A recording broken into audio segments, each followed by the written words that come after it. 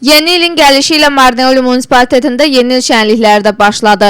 Yerli özünü dairə etmə yalnız balacalar üçün deyil, böyüklər üçün də çoxlu sürprizlər hazırlayıb. Yeni il üçün Marneolinin küçələri və parkları müxtəlif dekorativ işıqlarla və illuminasiyalarla bəzədilib. Yerli əhali üçün munisipalitet tərəfindən rəngarəng yeni il proqramları hazırlanıb. Sözü gedən proqram dekabrın 20-si başlayıb və 2017-ci ilin yanvarı 7-si konsertlə başa çatacaq. Xatırladaq ki, özünü idarə etmənin təşəbbüsü ilə dekabrın 30-u 2 saat ərzində Marneolidə karnaval keçiriləcək və bu konsertdə Şaxta Baba və nağıl qəhrəmanları yer alacaqlar.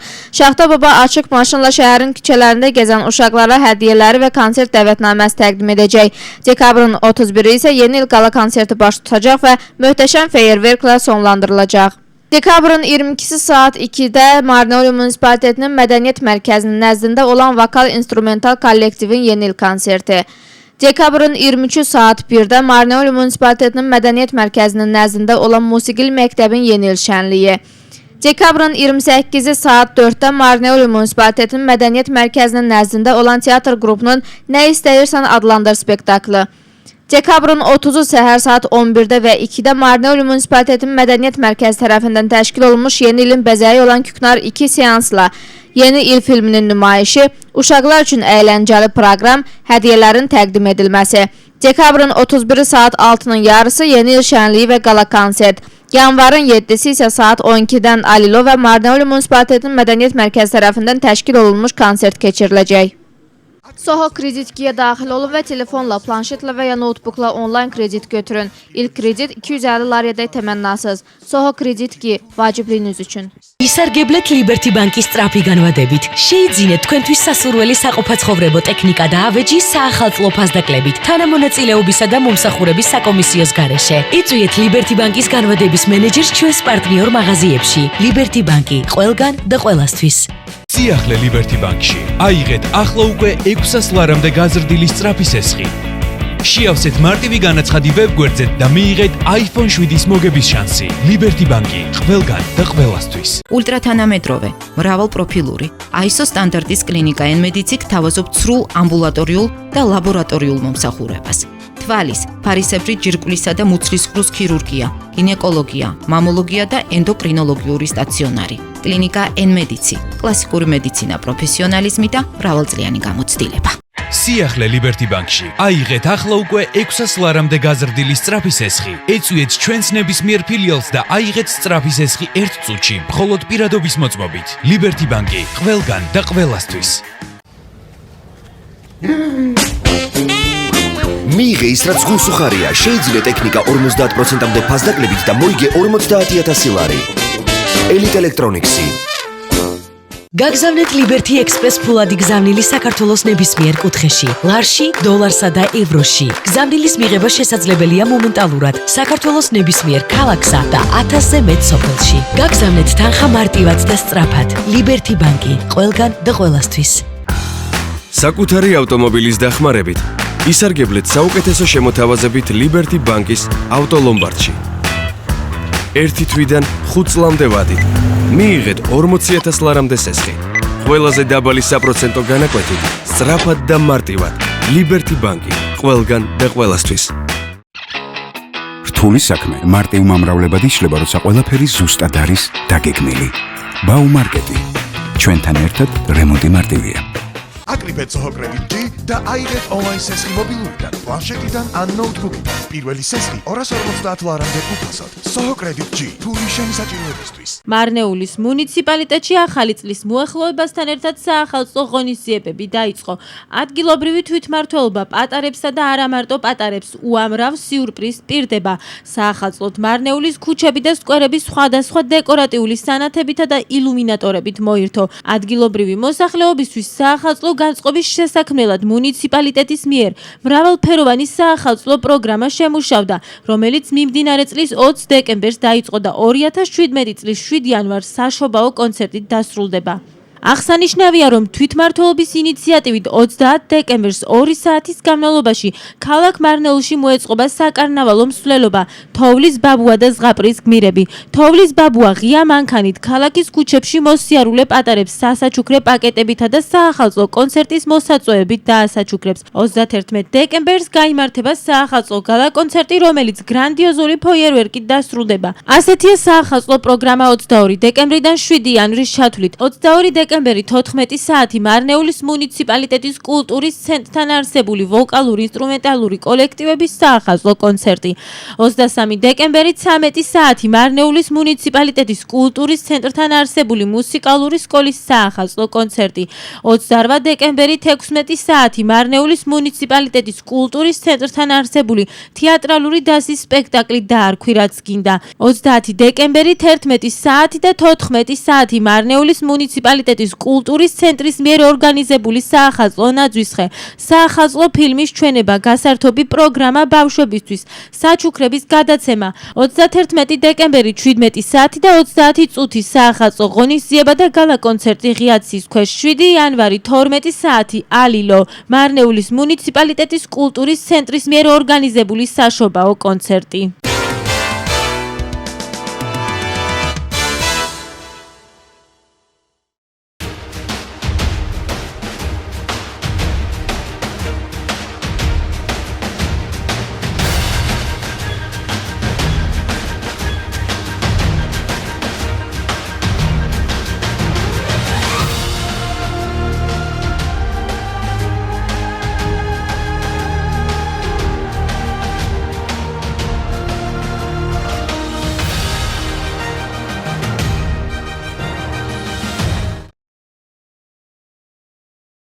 Marneuli munisipalitetinin Təzəkənd kəndində 24 yaşlı qadın 33 yaşlı yoldaşını qətlə yetirib.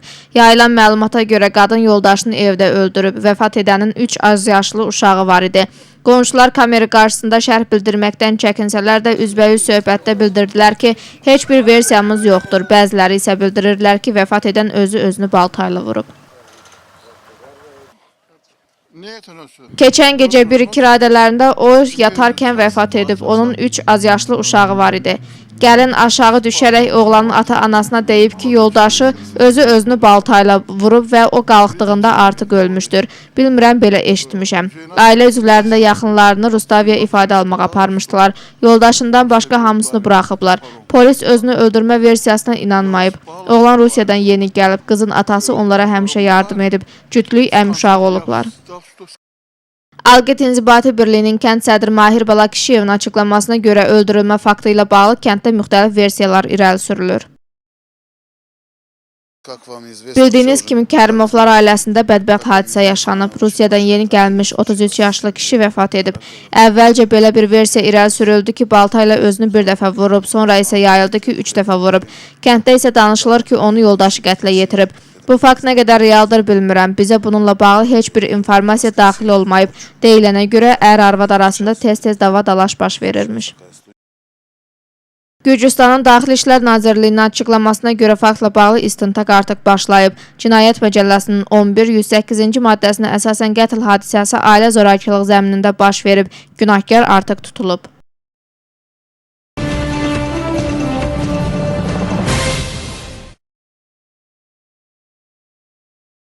Marneuli munisipalitetində 2016-cı ildə bir neçə layihə həyata keçdi. İnfrastruktur şöbəsinin rəhbərliyi Ripanqaninin açıqlamasına görə cari ildə Regional İnkişaf Nazirliyi yolların və içməli suyun reabilitasiyasına vəsait ayırdı və cəmdə bu məbləğ 4 milyon 98 min larini təşkil edir. Yerli büdcə ilə cari ildə 27 layihə həyata keçdi və 99% artıq sona çatıb və bütünlüklə məbləğ 5 milyon 263 min larini təşkil edir. Eləcə də bu il kənd dəstəyi proqramından 2 milyon lari xərclənib. İnfrastruktur şöbəsinin rəhbərinin dediyinə görə 2017-ci ilin infrastruktur layihələri üçün plan artıq yazılıb.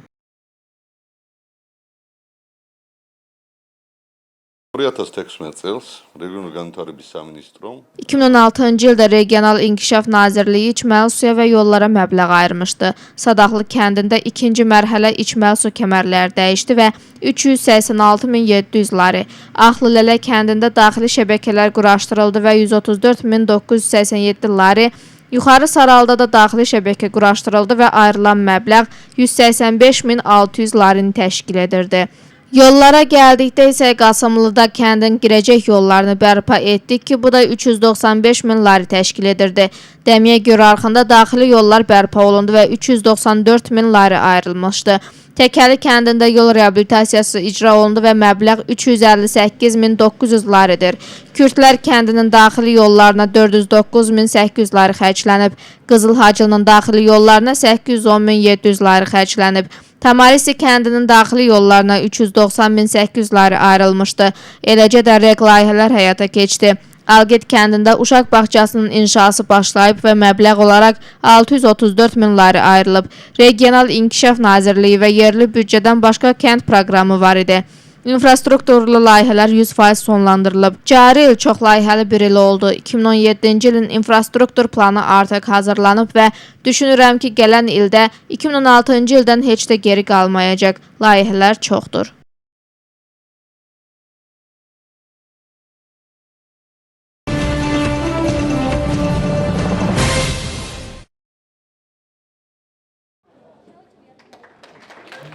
Daxili İşlər Nazirliyinin layihəsi olan Daxili İşlər Nazirliyinin Akademiyasının tələbələrinə ictimai leksiyaların çərçivəsində Gürcüstan Parlamentinin sədri İrakli Qobaxidze Akademiyanın bakalavr və magistrant tələbələrinə ictimai leksiyalar keçirdi.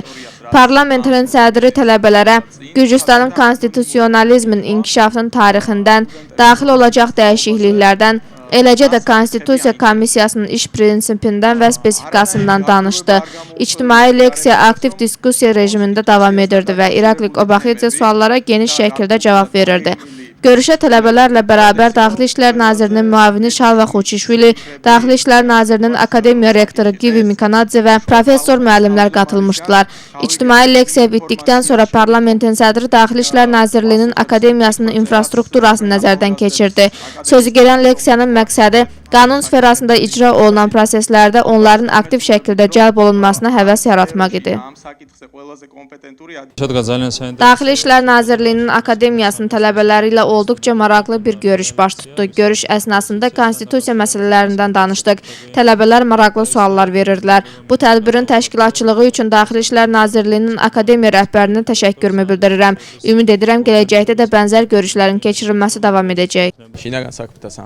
Daxili İşlər Nazirliyinin Akademiyasının təşəbbüsü ilə ictimai leksiyalar çərçivəsində görüş baş tutdu. Sevindirici haldır ki, İrakli Qobaxidze bizim akademiyaya buyurdu. Görüşdə ən aktiv məsələlərdən, konstitusiyada planlanan dəyişikliklərdən gənclərlə informasiya bölüşdü. Oxşar görüşlərin keçirilməsi davam edəcək. Olduqca maraqlı və önəmli görüş baş tutdu Daxili İşlər Nazirliyinin Akademiyasında. Görüş zamanı ictimai leksiya keçirildi və leksiya zamanı mühüm məsələlərdən danışıldı. Qeyd olunan görüşlər bizim biliklərimizin artırılmasına əlverişli şərait yaradır. Nazirin bizə bu dərəcədə diqqət yetirməsi bizi daha da həvəsləndirir.